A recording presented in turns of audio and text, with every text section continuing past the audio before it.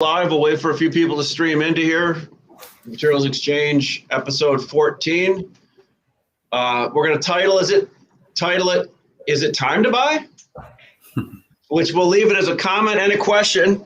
Again, like I said, episode 14, Materials Exchange broadcasting, part of Materials Exchange or mxlumber.com, where we're the only B2B e-commerce site, the biggest e-commerce site, B2B, matching buyers and sellers digitally of lumber, plywood, and OSB, moving the money and moving the goods. Hey, we're growing, adding people. We're looking for some new people to be account managers. We're looking for some engineers and a few other people. So we're growing here in Chicago.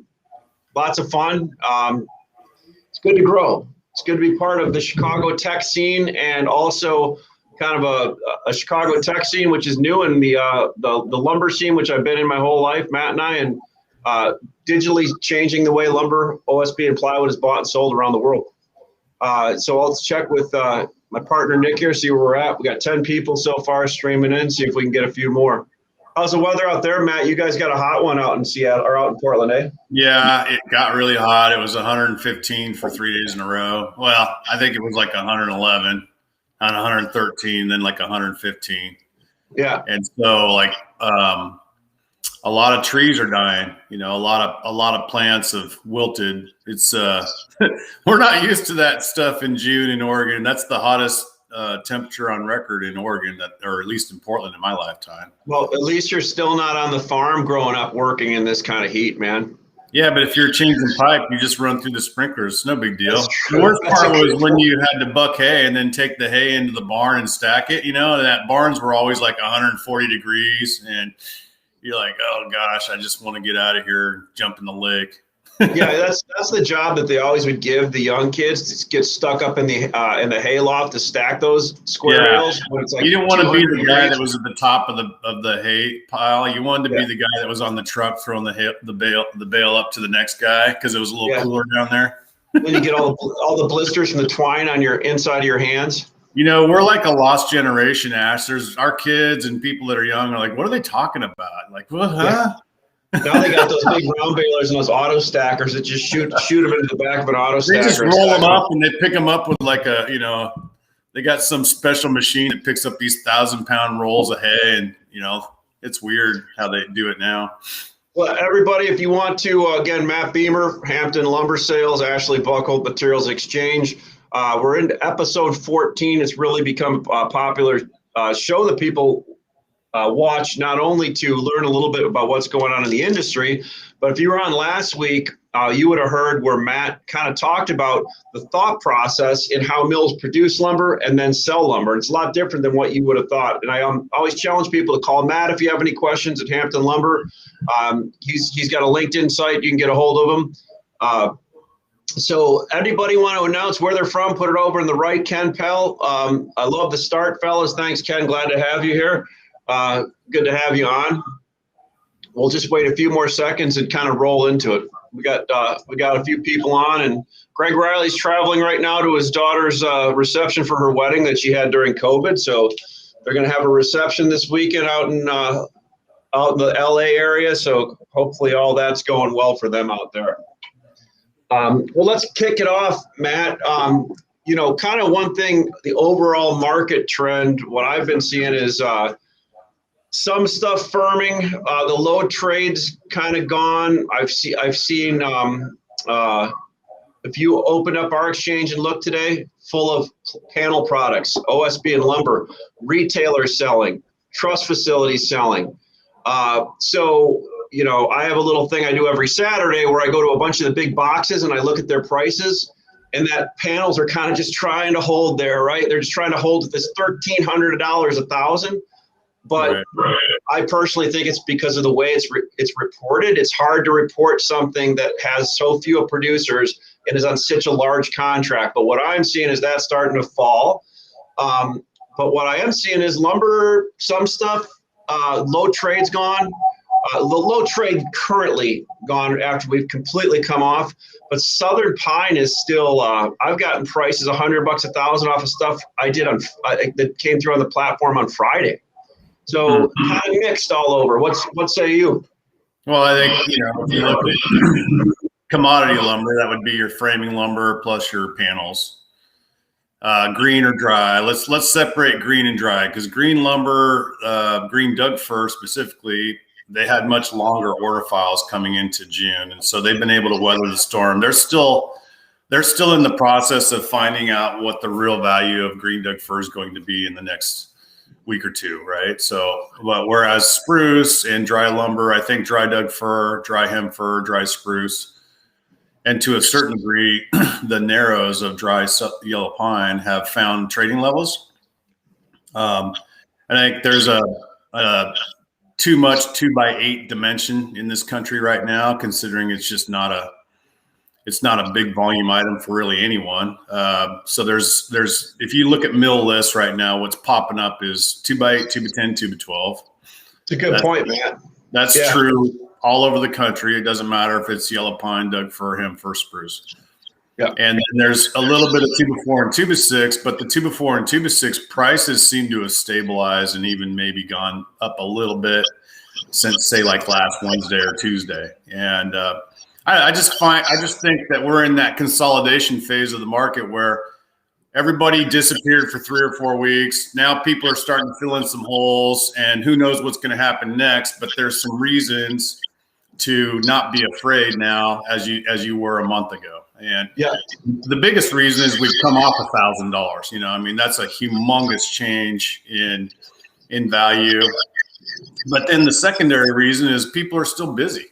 There's you see the platform, so you can see how many transactions you're doing. I think you had a really good month in June, didn't you? We had the best month we've had in June. Off the charts, right? So it's like a hockey stick the way the months are going up. It's what venture investors like to see, a chart up and to the right, right? So so we're up and to the right now, and we're hope to continue on that trajectory. But yeah, Matt, and stuff coming from all over. Like you and I talk a lot, and it's, for instance, Southern Pine 2x6 randoms traded 2 or 3 weeks ago at 900, and the next day they're 800. Now what are they, 500 or 600? Still historically from a 30-year average, a high price, but my gosh, when you think about that locks people up mentally a little bit, right? So because everybody wants to buy the bottom, sell the top. We only do that by accident. And back to what you and Greg always say is, none of us really know ultimately what's going to happen. But as long as, like you and I are talking, there's a guy in here that watches it all the time from Illinois, sharp as a tack. It's like he doesn't know where it's going. He knows his business is good. So I've seen him putting orders in all the way down here, right? And just because what's the one thing you can't do as a retail lumber buyer? Run out. Don't run out. Right. So I kind of interrupted you there, Matt, a little bit, but well, no, you're not really interrupting me because we're just having a conversation, right? So, but I will tell you one thing that this is really stupid, but it's something I pay attention to, I guess, in my trading. Yeah. But when the old bears crawl out of their caves and start calling me, I'm talking like the 78-year-old and the 85-year-old guys that have been in the lumber business for 65 years, and they still own their daddy's lumber yard, and they're semi-retired, but they know a lot about our business. Yeah. And those guys start picking up the phone and going, "Hey, Beymer, what do you think?" I pay attention. I'm learning all the time, right? Just because I'm 53 doesn't mean I can't learn new tricks. Yeah. And I learn from these older guys. Well, let me tell you, in the last 72 hours, all of my older guy friends have been calling me and buying. Yes. So I don't know, take it for what it's worth, but those are just little tidbits of information that may or may not be helpful to people. And the one thing I noticed, Matt, and obviously we're a platform, so we're not, the prices are set by the buyers and the sellers, but people I talk to and what I see is people that were really close sometimes on the bid and ask. Now some of the buyers some of them are new in the industry, whatever, their bids are like down here now. They're like, hey, I know you're at, I'm just going to throw it 800, but I want to buy a 200. Yeah. So you know what I mean? It's like, okay. So like you said, you see that's the one thing that always gives that. So your edge sometimes is that you see those old bears poke their head out of the cave, sniff the spring flowers and stretch out. That's an edge, right? You see that, and that's a sign. And it can be. You never know. Well, and you also see the sign of people now want to buy, but they want to buy the absolute bottom, right? And it's hard to do. And I can't tell people what to do. I can just say, hey, look, have a game plan and stick to it, right? Well, nobody wants to be embarrassed by a bad buy, right? And we've all made bad buys in our careers. I don't care who you are. Oh, yeah. I mean, the smartest lumber trader in the world has got some red ink somewhere in his statement, from a time where he made a poor judgment call, and it's just the nature of our business. But right now the market feels like, well, here I'll tell you a really good analogy is, for the first time in a while, and I guess if I wish Greg was here because he's much more of a charts and graphs guy than I am. But when I wake up this morning and I open up my futures screen and I log on to my computer and I can see what I can buy lumber for and I can see what I can sell lumber for against it in the board as a hedge, I have a premium, right? I mean, I could buy some cash lumber and then turn around and hedge it in the board with a profit. And that's a good thing for people that buy inventory and need protection in case they're wrong. It's no fun to go out there and buy. Let's say we're trading lumber at 600, and you go out and, hey, I think it's time, and so you go invest. You go buy 10 cars at 600, and you're feeling real good about yourself. And then the next day, the futures board goes to 540. And you're like, you kind of feel bad, but also you missed your opportunity to hedge. So it's frustrating when you're an inventory manager or a distributor or a retail lumber buyer, and you have to look at that board at a discount for extended periods of times. It kind of mucks up your thinking. But when there's a premium in there, it gives you a little bit of confidence, because if you actually had to switch gears and go the opposite direction, you can at least pick up a little bit of a premium in the board and buy yourself some insurance that way.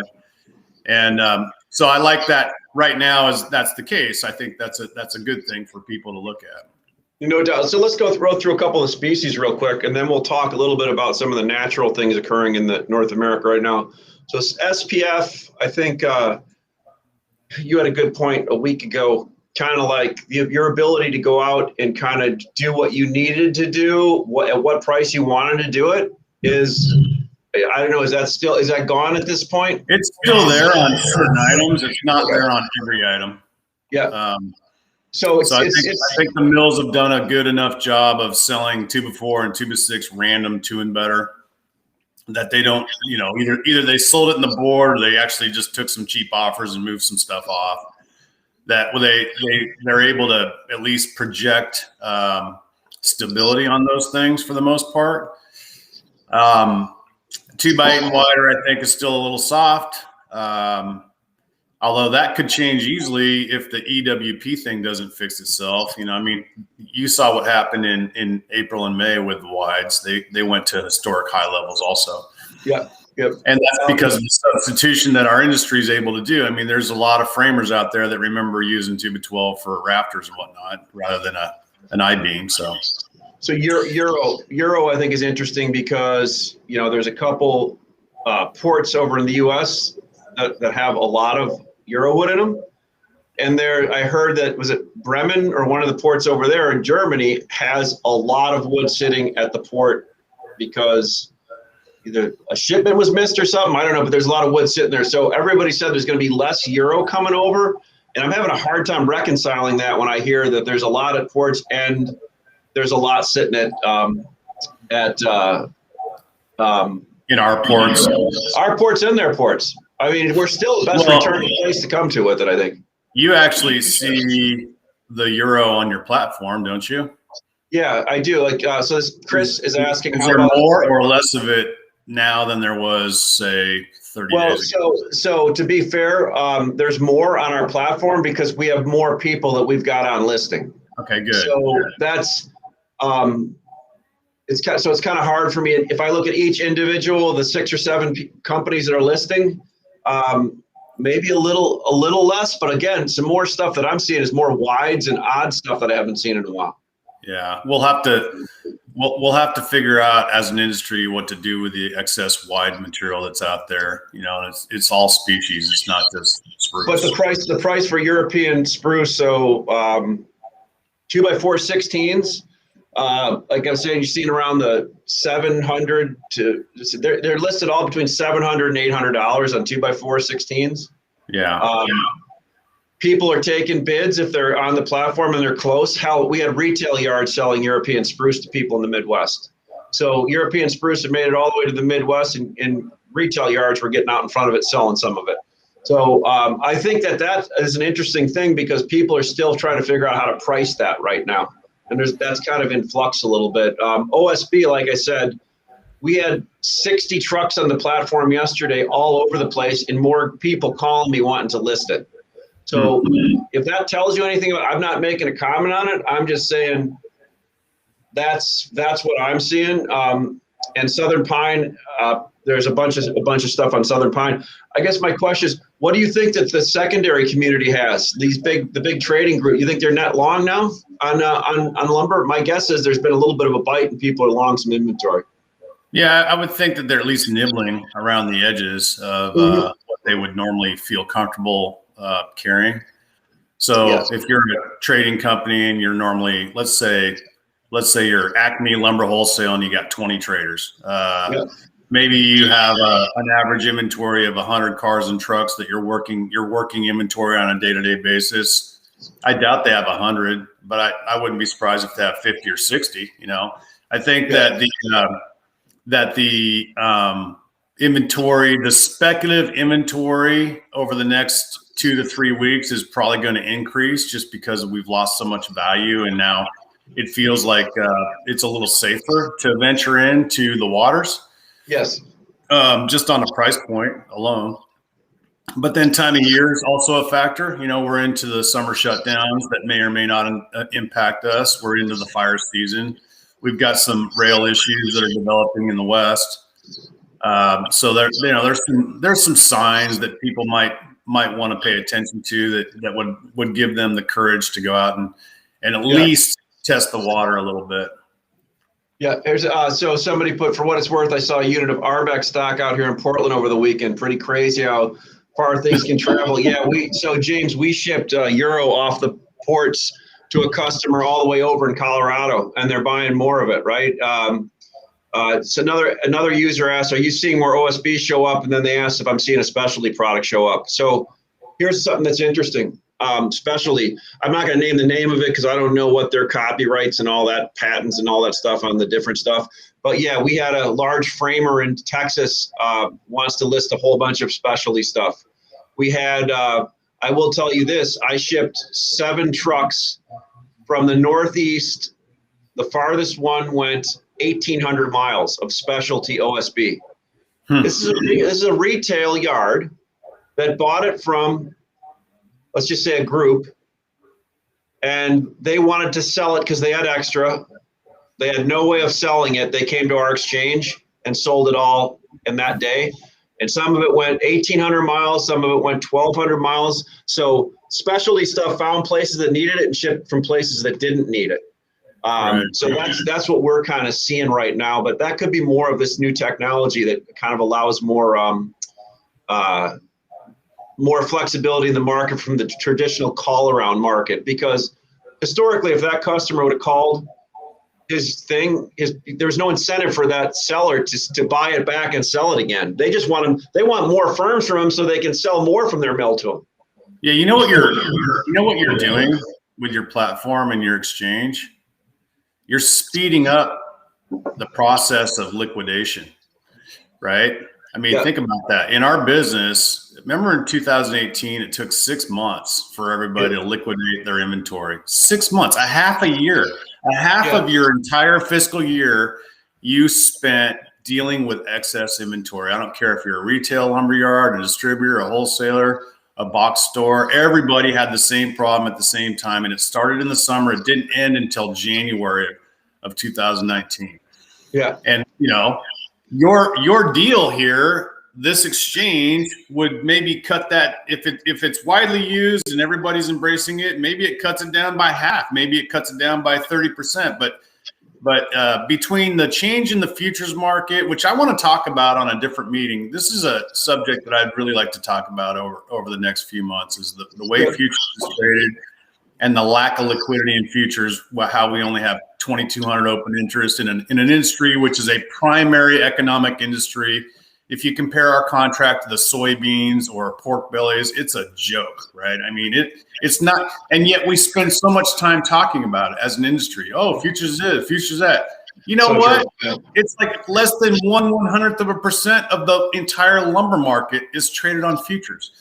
I mean, I bet you large Canadian companies have that many transactions in a week, versus what the total exposure is in the futures board right now. So well, it's interesting you said that, Matt, because we have all kinds of people from my calling now asking if we don't do it yet. We're trying to figure out a way eventually to do it, but we have all kinds of people asking about pricing firm for Q4 and all that kind of stuff. The business you and I have done before. So that's interesting. So let's talk a little bit we talked about summer shutdowns. To me, they're meaningless because they happen every summer, right? And these mills generally build a big inventory, or they continue to run their planers or whatever. So they're just good. They do some maintenance, but they happen every year. The other thing, I can't tell you how many emails I've got. First of all, I'll say I hope everybody's safe in fire season, because fire season happens every year. This year it's hotter than normal. But I'm getting emails, IMs, and everything more about the fires in Canada are going to drive prices up. And I always hate tying any natural disaster to pricing. Right. Because there is fire season every year, and it happens. What's your thought on fire season? Because your mills are sitting right in some of that too. Is everything okay? How are you mitigating that? What's going on there? We lost logging days, and we'll lose more logging days, and so will the Canadians, and so will every other mill in the West. Right. It happens every year. So all you can do is just try to have enough logs in your log pile to weather the storm. But that when there's hard restrictions, like we shut down Hampton owns a couple 100,000 acres of forest land. We shut them down to the public here when it was 115 last week. Yeah. And so that's insane. That's insane. 115. Yeah. It's not like we're used to it, but so yeah, I think where fire season matters, and it's no different than when Katrina hit, is the unintended consequences of those restrictions that go into place. So when you can't go into the woods, you can't log, the price of logs goes up. Some of the mills have to shut down because they might be in an evacuation zone, or they might be in an area where they're in a threat to get burned down. It doesn't happen very often, but once in a while, something crazy like that happens. I mean, didn't it just happen last year or the year before? Like Canfor or Toco had a mill that partially burned down in one of the fires that they had. So yeah, it's not the usual occurrence, but it can happen. So I look at the fire season as it's always a headline, and it usually has some impact on production, but those things will be overcome usually by late September and in October. And so, cool. But no, I do think about it as because it does affect production. It actually does affect production. Kyle said, let's get more use of this tool. Kyle, hey, congrats. I saw Kyle a couple times on CNBC and I think Fox Business representing the industry. Well done, Kyle. I love seeing you on there, and thanks for supporting us on that. Casey was saying, Michael was saying, latest pricing increases for fiberglass and vinyl doors just announced 7.5 to 10%. Builders need all the support they can get for cost savings. Yeah, no doubt, Mike. Casey O'Neill, can you start listing EFP options? And I think I see. Yeah, I see what you're saying, Casey. Yeah, good point. I mean, that's something that we plan on doing in the future is really tying this in with a lot of things like that. Kyle, global pandemics, hurricanes, fires, they all affect the elasticity of supply and demand, no doubt, no doubt. So yeah, Matt, kind of so the consensus. What if you were wrapping it up and saying what do you think here? Been a crazy ride the last 2 or 3 weeks, right? Yeah, I just go back to math. You know, when you lose let's say $1,000 of value, and you're talking more than a 50% correction, pay attention. You know, I mean, I've been saying that for 3 weeks, and look, there's been some really good deals made for people, both the sawmill that needed the liquidity and the customer that needed the material. I feel like there's probably more needs developing now because if you look at the price of lumber, we've been in a slide since early June. So you're talking like 4 to 5 weeks in a row now of lower than average activity levels to where mills could actually raise prices, right? Yeah. So I'm starting to see the mills are raising prices on the items that they liquidated and they don't need help on anymore. And now if you're a shrewd buyer, you're going to focus on the things that the mills still need help on, right? Yes. And there's still things out there that you can trade. You can call up your friendly neighborhood sawmill, and they might have a prompt car or a roller or something that they want to load, and they might take $150 counter on it just to get rid of it. What are those items? Give us an idea of one of those items that is a value that mills are looking to move. I mean, I just think 2x8 anything is probably an item that people want to move. 2x10, 2x12. Most of those things in the wides are still available. I would think that some of the green Doug fir that's been out there is still open negotiation. I don't think that everything though, like I don't think all the 2x4 in the country is really under peril. I think the mills did a pretty good job last week of shoring up their order files, and also again yesterday sold a fair bit of 2x4. I know we sold a lot of 2x4 yesterday, so I assume other mills did too. I was looking at Ken's comment, jumping on for a second. I was just looking at 2x8 16 at my local box store, Southern Pine, $25. So I will say that traded on our platform at the mill last week. Let's see here, at around $9.20 for untreated lumber, right? That was an item that mills wanted to move last week. So that was traded at $9.20, right? Treated, I think if you add treated, you can almost add $100 to that. Let's just guess 1,000, and then you add your freight. But this is when prices don't move as much, right? Because these big boxes and everybody else kind of do things according. They've got a kind of a sliding way they price stuff along a scale. But you go to a smaller yard, a smaller independent yard that has that, they may be able to react to prices quicker, right? I'm not sure, but it's interesting. We fell so far so fast. One thing that everybody has probably at the retail yards right now is high priced inventory relative to where we're at right now. That's just. And Home Depot and Lowe's, because I went to my local Home Depot on Sunday to buy something, and I looked at their lumber prices. They're maybe down 10 or 15% from the highs. They're not down 100% or 80% or 60%. They didn't just immediately drop their prices and blow it out. So what we saw on the front end of the commodity market over the last 30 days still hasn't been passed on by the retailers and the home builders, right? So the home builders are still paying high prices for their lumber on their quarterly contracts. Now, will they be paying less in the future, and will they drop their prices? Absolutely. Costco keeps sending out mailers for you and me to go buy, more appliances and furniture because they want to drop their inventory, right? So eventually the big boxes will have to drop their prices further. But we're at the leading edge of that, whereas they're at the tail end of that, right? So there's going to be a delay in the end price to the consumer who wants to go into the yard and buy a couple of boards, right? Yeah. James, does this market stand a chance of catching if they continue to stay out of the market? I think they're smart companies. They're going to get in the market if they see the outtake, right? They just kind of follow what their outtake is. So, maybe it fell a little bit after COVID. There's not as much going on and they're not back in. Maybe it's a seasonal thing with after the holidays, they built up inventory and they slow down, but they still buy, and I'm just going to guess here, probably 15% of all the softwood lumber traded in the U.S. Does that sound about right, Matt?